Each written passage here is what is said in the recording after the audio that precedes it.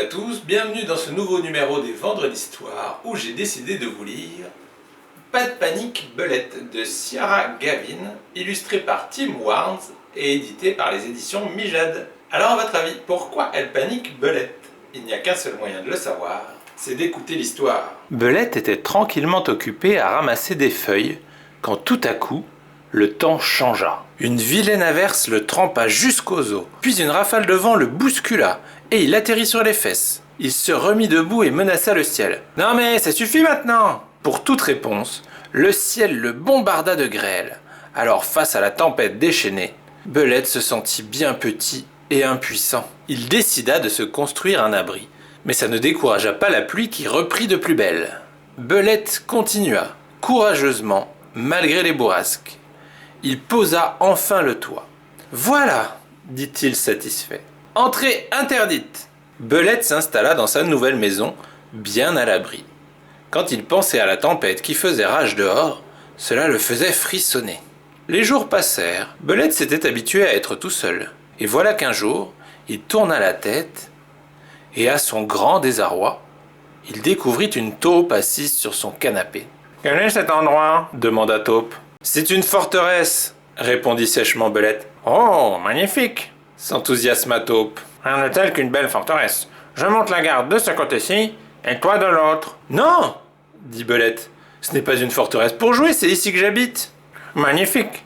s'exclama Taupe en s'installant confortablement. « Je prendrais bien une tasse de thé. »« Non !» dit encore Belette de plus en plus mal à l'aise. « Ce n'est pas un endroit où je reçois des visites, c'est une cachette. »« Magnifique !» dit Taupe. « Ferme les yeux, compte jusqu'à 10, moi je vais me cacher. Ne triche pas. »« Non !» répéta Belette. « Je ne suis pas venu ici pour m'amuser, mais pour me mettre à l'abri. »« À l'abri ?» demanda Taupe. « Qui veut te faire du mal? C'est Renard? Regarde ma grimace terrifiante, si ça ne le fait pas fuir. »« Non !» grommela Belette. « C'est la tempête que je fuis, et il n'y a pas de place pour deux. »« Ben, ce n'est pas très amusant alors, répondit Taupe. « Je n'ai pas dit que ça devait être amusant, je veux juste être en sécurité. » Taupe toucha gentiment l'épaule de Belette. « Mais en fait, qu'est-ce que tu lui reproches à la tempête ?» Alors Belette raconta le vent et la pluie, le froid et l'humidité, la grêle, la neige, la glace, toutes ces choses qui lui faisaient terriblement peur. « La tempête est vraiment effrayante, soupira-t-il. Elle est tellement plus forte que moi. »« Je vois, dit doucement Taupe. Mais tu sais, les tempêtes peuvent aussi être très amusantes. Quand il neige, par exemple. Moi, j'adore faire un bonhomme de neige. »« Oui, mais le vent, demanda Belette. Le vent qui t'empêche de tenir debout. »« Oh, j'adore ça, jubila Taupe. Quand le vent émouriffe ma fourrure, ça me chatouille partout. » Il se trémoussa joyeusement et tomba à la renverse en riant aux éclats. « Et la pluie, insista Belette. Que fais-tu quand tu te fais surprendre par une pluie glaciale ? » « Eh, mais je cherche la plus grande flaque et je patauge dedans. Puis je rentre me sécher au coin du feu et je bois une tasse de soupe bien chaude. La soupe est toujours meilleure quand on est sorti sous la pluie. » Taupe avait une façon si différente de voir les choses. « Mais, Taupe, demanda encore Belette, que fais-tu quand tu as peur de quelque chose et que tu dois l'affronter ? »« Je l'affronte avec un ami, dit Taupe, et il tendit la patte en souriant.